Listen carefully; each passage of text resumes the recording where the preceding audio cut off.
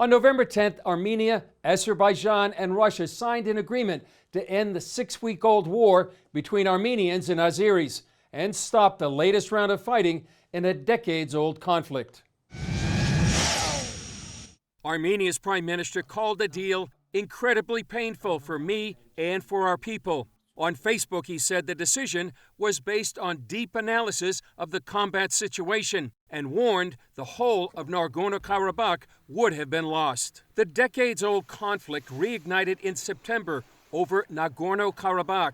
Azerbaijan claims the area, although most living there are Armenian and part of one of the oldest Christian communities in the world.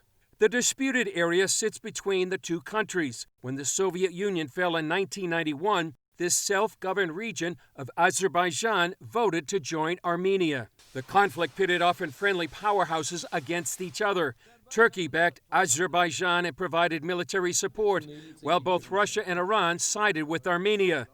One report said the Armenian army was outnumbered 8-1. In Baku, the capital of Azerbaijan, the people celebrated, and its president called it a great victory and a capitulation by Armenia. The deal allows Azerbaijan to keep areas of Nagorno-Karabakh it seized during the war, and Armenia agreed to leave several other areas in the next few weeks. Russian President Vladimir Putin announced Russia would provide nearly 2,000 peacekeepers along the front lines. In the past few days, Azerbaijan captured one major city and was advancing towards the capital of Nagorno-Karabakh.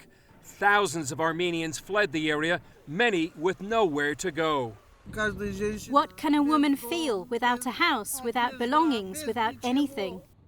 In the capital of Armenia, protesters stormed the parliament buildings, vowed to keep fighting, and said their leaders betrayed them.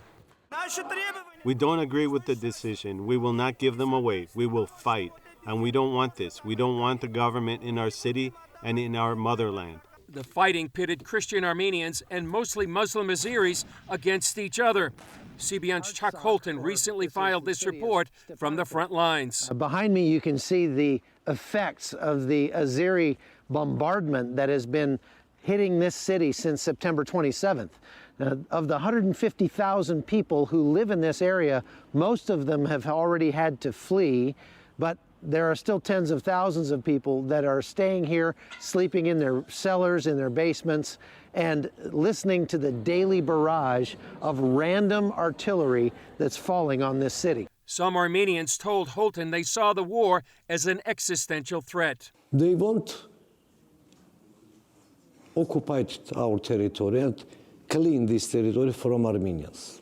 Thousands died in the 6-week war, and given the decades-long history of the region, it's likely it may not be the end of the conflict.